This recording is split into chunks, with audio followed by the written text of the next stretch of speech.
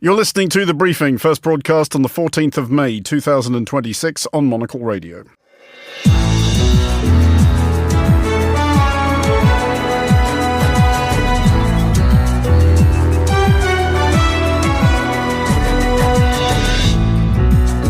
Hello and welcome to The Briefing, coming to you live from Studio 1 here at Midori House in London. I'm Andrew Muller. Coming up on today's programme, the latest on the Trump-Xi summit in Beijing. Also ahead, don't use your phone at the theatre if Emmanuel Macron is sitting behind you. Hey! This is a total lack of respect. Later in the show, we'll wrap up the business headlines. And look, it's Eurovision. It's basically like Christmas for Fernando. Just grin and bear it. Oh, I've read that out loud, haven't I? Hello, Andrew. I know you love Eurovision. Are you ready for an infectious global countdown? I'll tell you the 5 songs you need to know this year. I am absolutely beside myself in anticipation. That is all coming up right here on The Briefing on Monocle Radio.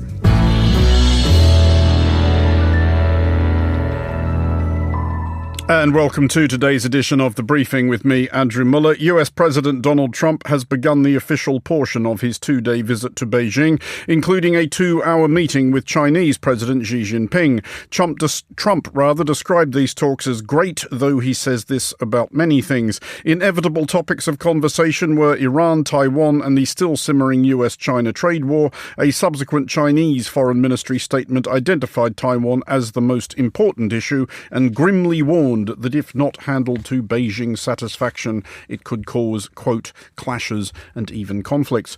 Well, joining us now from Lisbon is Claire Chu, non-resident fellow at the Atlantic Council's Global China Hub in Washington, D.C.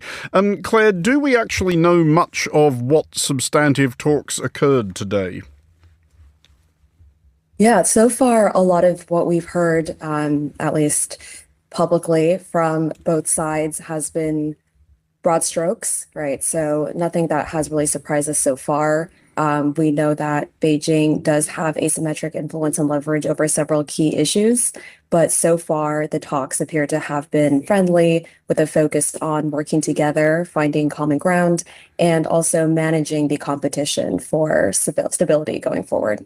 I mean, on that thought of asymmetric leverage that Beijing might have, would they feel like that, what with one thing and another, their position where the United States is concerned is stronger than usual?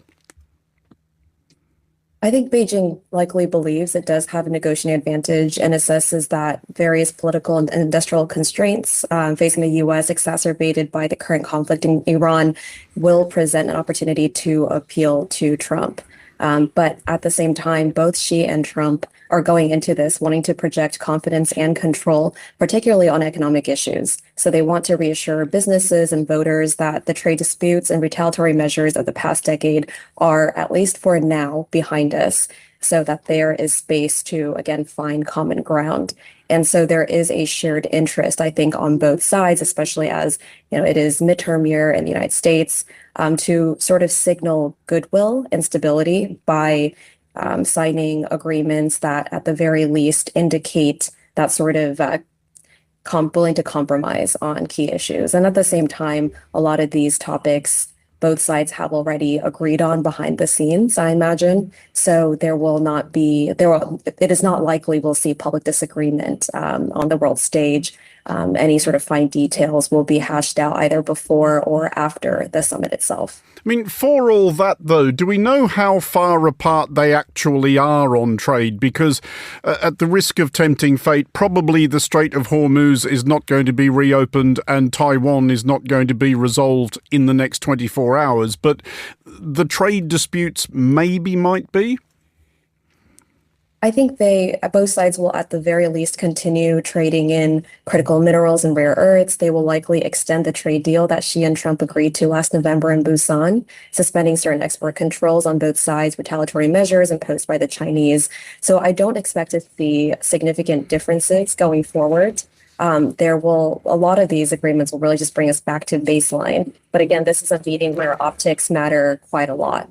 I mean, on Taiwan, we've known for, well, nearly 80 years now what the People's Republic's position on Taiwan is, i.e. they think it's a temporarily rogue province and they would like it back. But is there anything new in the tone China is striking at this summit? That talk of how this could lead to clashes and conflicts with the United States seems a bit sterner than usual? That language it is stern, but it doesn't depart significantly from language that Beijing has used in the past.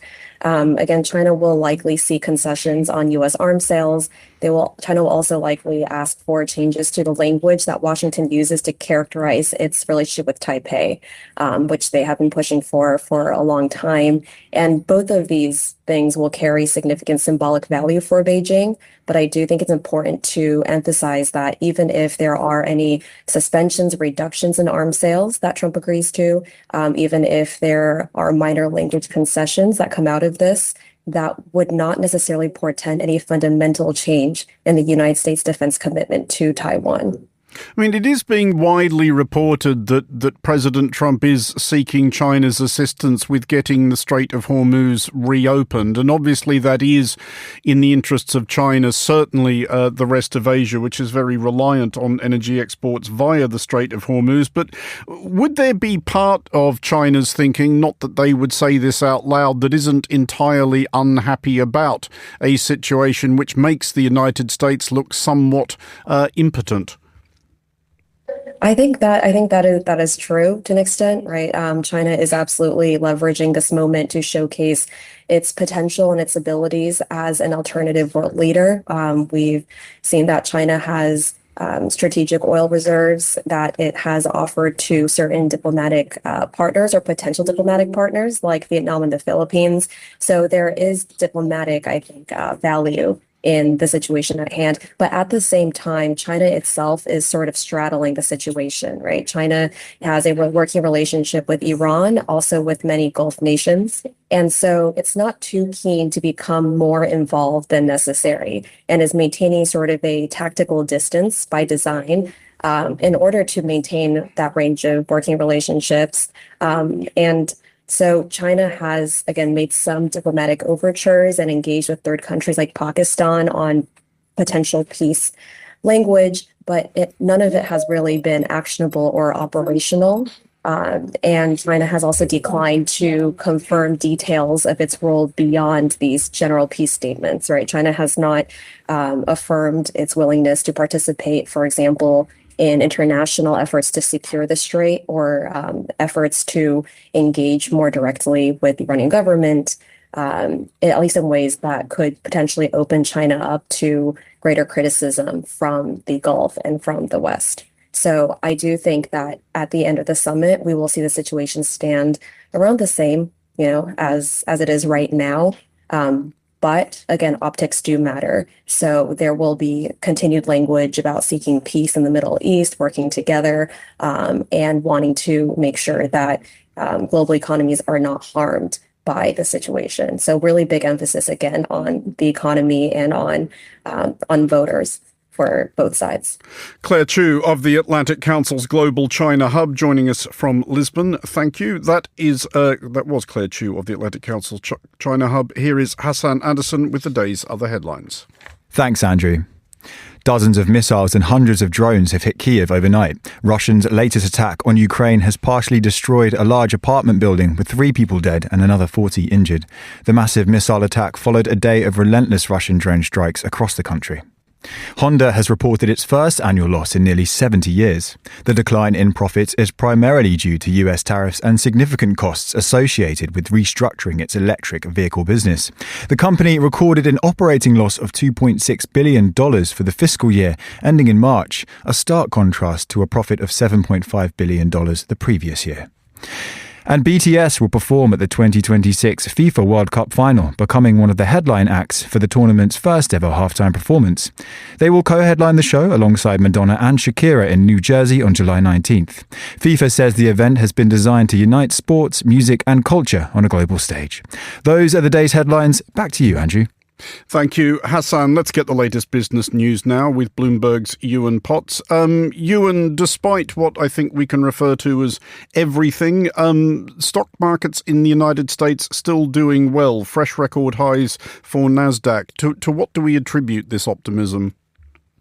Hello, Andrew. Yeah, one of the key things we're watching out for from this Trump-Xi summit is a big tech announcement, perhaps something on AI chip access. We know that the NVIDIA CEO Jensen Huang joined the trip unexpectedly, rather late in Alaska. But whether or not that happens, the tech rally is just rolling on and on. NASDAQ futures high this morning, pointing to another positive open for the tech-heavy index later this morning. That possibly puts it on course for a third daily record high this week. NVIDIA, which is the world's most valuable company, is set for a sixth consecutive session of gains. And a basket of US semiconductor makers is up nearly 60% since the beginning of April. And just one more mover for you, which perhaps has some uncomfortable memories for those who've been around a while. Cisco, an old friend from the 90s tech bubble, it soared 17% yesterday on an increased sales forecast. I mean, why does it strike you that we aren't seeing any more nervousness than we are? You just used the word bubble. Are people not actually alarmed by the prospect that this might be one? Well, I think the situation is pretty different to the one that we saw 25 or 26 years ago when the internet was just being formed. Because back in those days, these companies were making no money. We had no ideas which would be winners and which would be losers. And we know that the Mag 7, or at least nearly all of them, the likes of Apple and Google and NVIDIA, we know that they are already winners. They're hugely profitable companies. Just to take the example of Google. Google makes around about $3 billion a week in profit. It has not just the search business, which the entire world is dependent on. It has a cloud operation, which is profitable, and it has YouTube, which is, the kind of the only game in town when it comes to video. So, Google makes a huge amount of money. But the dangerous thing, I think, for investors is that these companies, including Google, are now spending hugely on this AI build-out. Google itself this year plans to spend about $180 billion. So that is sucking up a lot of that money they've made. And they're issuing debt, which is something which is quite unusual because they've been so profitable in the past that they didn't really have to rely on debt at all. And that debt is now starting to come. Fair to say that these are not indebted companies generally by other standards. They're still relatively light on debt, but that debt does add an extra bit of risk. But in terms of how expensive the shares are, if you look at multiples of earnings, the likes of Google are not massively expensive even after this ramp up. But of course, the danger with that is it does rely on these estimates of increasing earnings in future years being correct. And of course, if the big earnings from AI don't come to pass, then that is a problem. And even more extreme fluctuations afoot on South Korean exchanges. Yeah, the gains for Korea's Kospi make the rise in the NASDAQ really look pretty feeble. There's a fantastic story on the Bloomberg Terminal website today about the crazy stock euphoria that is gripping South Korea. Like the NASDAQ, it is primarily a tech story with Samsung and SK Hynix, two of the country's biggest companies, absolutely printing money from the memory chips which they're dominant in. There's only really three big companies around the world making memory chips, and two of them are Korean. Watch out if you're buying a new phone or computer, by the way. Those chip costs are really rising. Good news for those companies, not such good news for consumers. The Kospi index is up a whopping 200% over the past year, outpacing every single market on the planet. And trading volumes have been soaring to all-time highs, with locals borrowing record sums to amplify their bets on stocks. In fact, the sense of FOMO is spreading through offices and family gatherings, so much so that investors are increasingly buying stocks for their children. We report data showing a near tenfold surge in new account openings for under 18s compared to last year. What could possibly go wrong? Well, indeed. Just finally on that one, though, Ewan, how much of this is sort of relieved rebounding from a period of political turmoil? It is not so long ago that South Korea's then somewhat eccentric president attempted to stage some sort of coup d'etat against the state he was supposed to be head of. Yeah, I think all those sort of political concerns have been really brushed aside by all this tech excitement. Korea actually has 14 million day traders. I haven't got the comparable number for a country the size of the UK or Germany, but I would wager that it is much, much smaller than that. So Koreans like buying stocks. But in 2025, they largely stayed on the sidelines, whether it was political worries or other things. They weren't buying. But now, of course, when prices are ramping up, that FOMO has taken hold and everybody is getting involved. So far this year, they've actually poured $25 billion into local shares. Foreign investors, though, are feeling a bit more cautious about the whole thing, and they've actually been removing money from Korea. So be interesting to see how this plays out later in the year. Ewan Potts at Bloomberg, thanks as always for joining us. You're listening to The Briefing on Monocle Radio.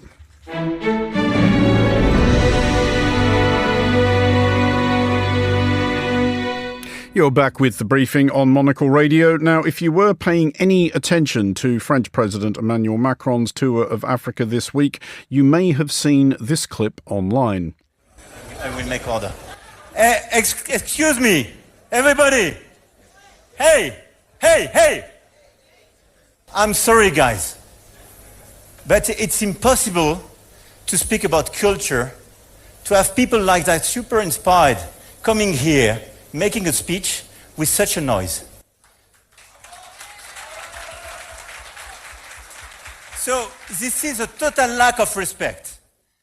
President Emmanuel Macron of France invading the stage to strike a blow for common courtesy. And joining us now is the moderator who was on stage at that viral moment, Marie Lora-Mungai, an entrepreneur, moderator and author of the new book Creative Cashflow, Mastering Money, Business and Growth in the African Creative Economy. Marie joins us from Lisbon. Marie, first of all, how noisy actually was it in the auditorium before President Macron made his dramatic intervention? Hi, Andrew. It was actually very noisy. First of all, it was not an auditorium. The location was a bit strange because we were in the hall of the University of Nairobi, so a completely open space that we were sharing between 5 different stages. So we were on the main stage, but there were 4 other smaller agoras across from us. And in the middle, we had just a constant flow of thousands of delegates, which were high-level business people from Africa, France, Europe, just connecting, meeting, exciting to see each other, going up and down the central stairs. So we were very much in an open space, trying to, have this conversation on stage, but it was quite noisy. And how did the moment unfold as you saw it? At what point were you aware that the President of France had stood up and was making his way towards the stage? Well, really, when you see me say, if you play the whole clip, you'd hear me say, already you're not waiting your turn, because he was sitting right across from us on the front row. And I was due to call him up on stage some 15 minutes later for his own session, which was a panel on restitution of artworks from Europe to Africa. So, we had this planned, and he was not supposed to come on stage so early. So I was surprised. I thought actually that he had an emergency and that he needed to make his contribution straight away before leaving, which can happen with presidents. So I was not concerned, I was just surprised. And then of course he took the mic. You heard he asked for the room to be quiet, and as you can hear, we hear people cheering and clapping his intervention. So in the room, this was a welcome intervention from him, because we were all suffering from the noise. It was a very difficult space to work in, and then we continued the session, and everything went fine, and no one gave any meaning to that moment in the room. The whole drama came after, once the internet seized the moment, right? Well, indeed so. And as with any viral moment, there were any number of people absolutely ready and willing to read their own prejudices into the event. What most surprised you about the online response? Well, it was of course it's a sensitive topic. I can see how it played out, on computer screens and on TV. I'm a little bit sad because that was not the spirit of the event at all. That was not how it happened in the room. The atmosphere and ambience in the room was very collegial, was very warm, was very friendly.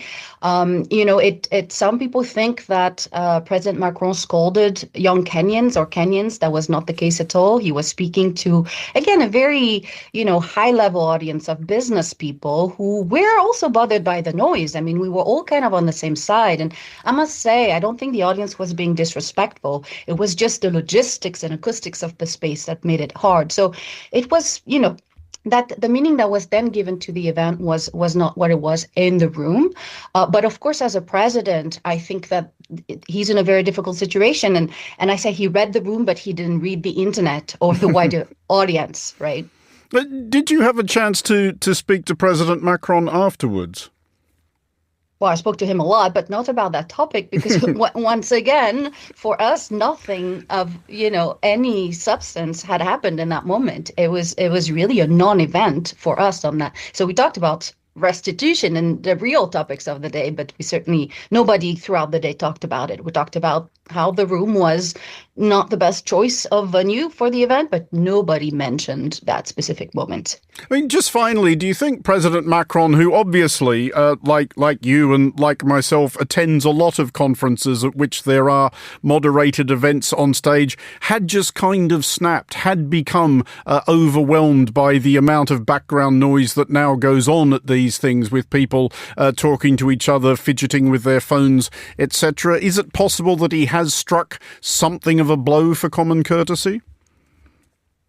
Sure. I mean, it was clear that his reaction was a completely human reaction. I mean, this creative and creation in motion session that I was moderating was specifically requested by him. It's very rare that a session on creativity and the creative industries get this prime spot in prime time on the main stage in such a high level business forum. And that was because he decided so, and he insisted that we got this spot. So it was very important for him for personal reasons. I think he sees it as one of his legacies, right? And so it was very important for him that the audience listened to that session. So I think he just snapped as a human being. But obviously, can politicians and can presidents let themselves be led by their human instincts? I think we're both in media, we know they cannot, but that's really what happened. It was just a human moment, unfortunately. Marie Lora-Mungai, moderator and author of Creative Cashflow, thank you for joining us. You're listening to The Briefing on Monocle Radio.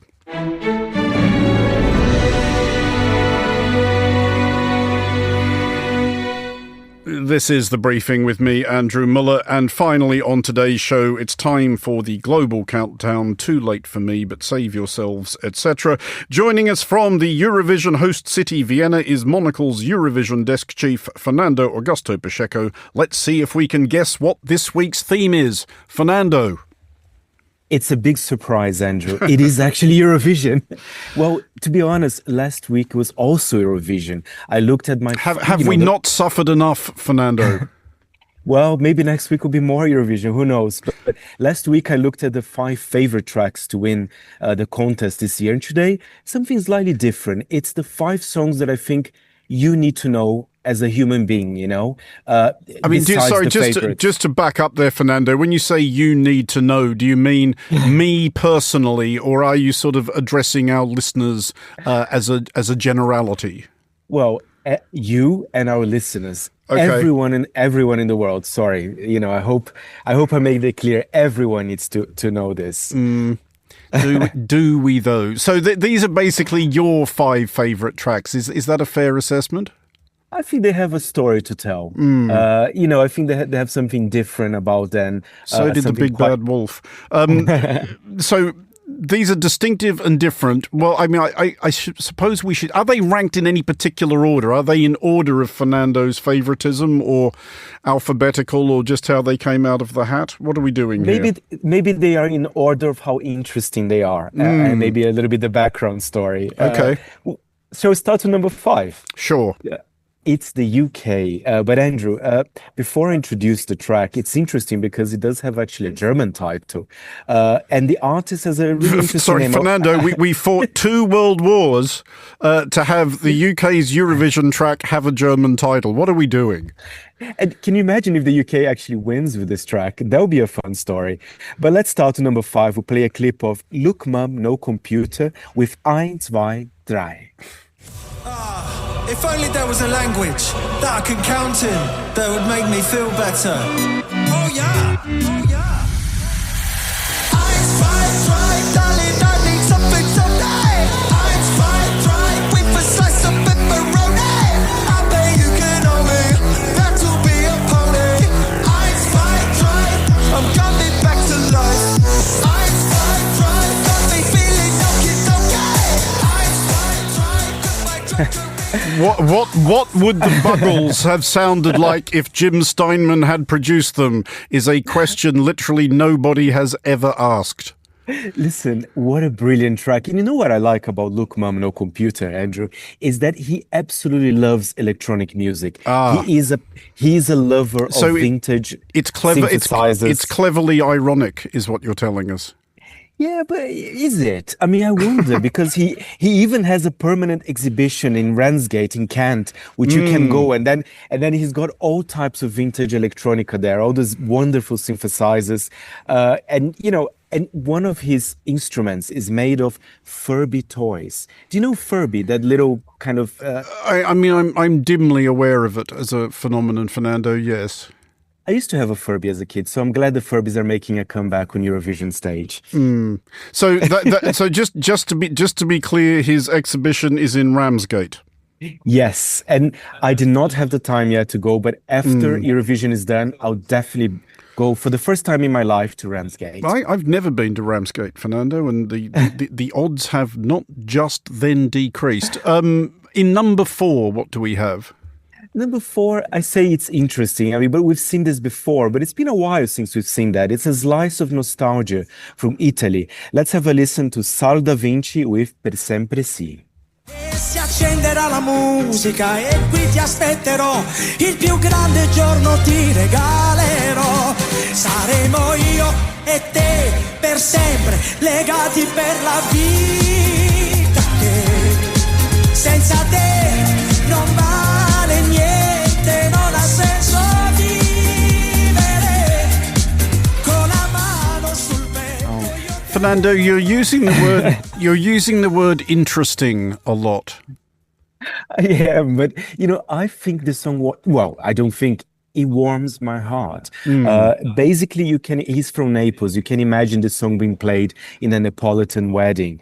And to be honest, the whole staging of the song is actually a celebration of an Italian wedding. So there's a lot of drama. It's a little bit sexy.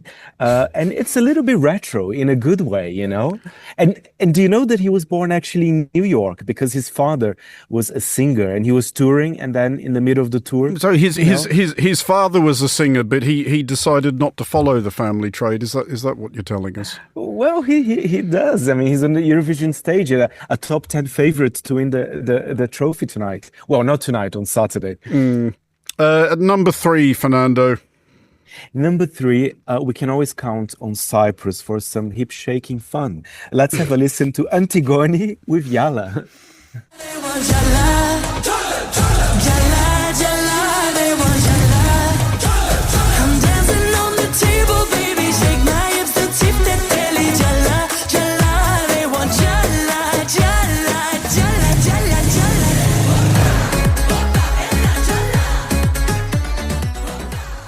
Fernando, a musicological observation, if I may. Not that there's any reason why it shouldn't, being from Cyprus in the Eastern Mediterranean, but I detect quite strong, more Middle Eastern vibes to that one.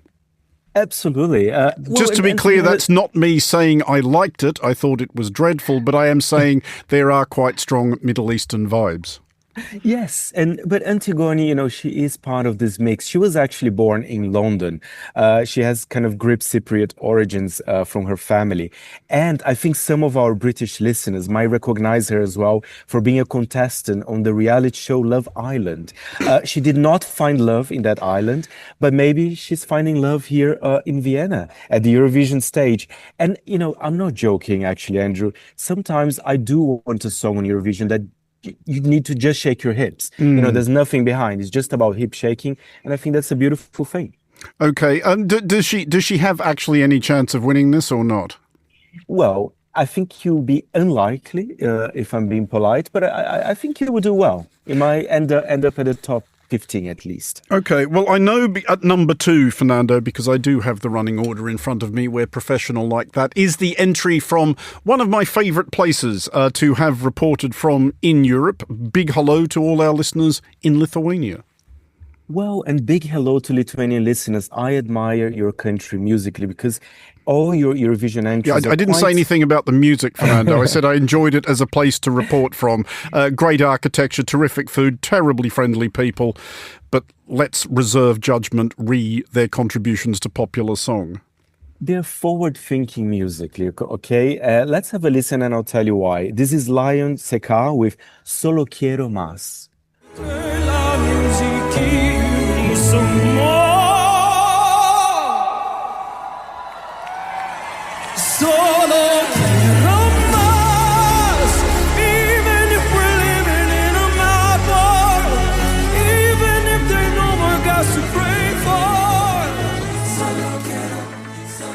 Fernando, the studio ceiling's just fallen down.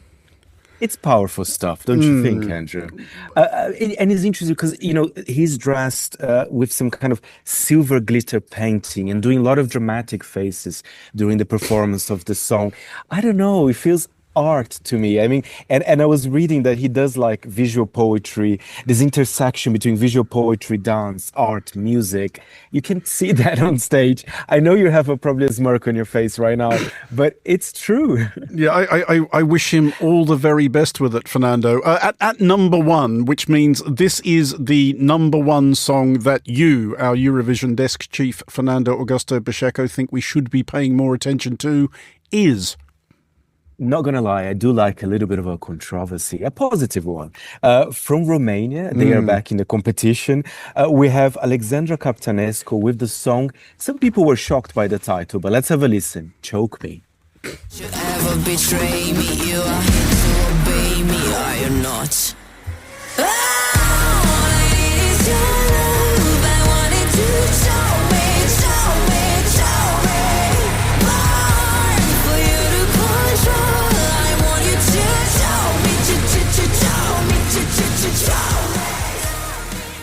The song is called Choke Me If Only Somebody Would, etc. Well, it's not necessarily about choking. It's more about... Is it more of a metaphor, Fernando? It's a metaphor for an intense relationship, but I love how she mixes like rock and roll and electronic music as well. And I was reading a little bit more about Alexandra.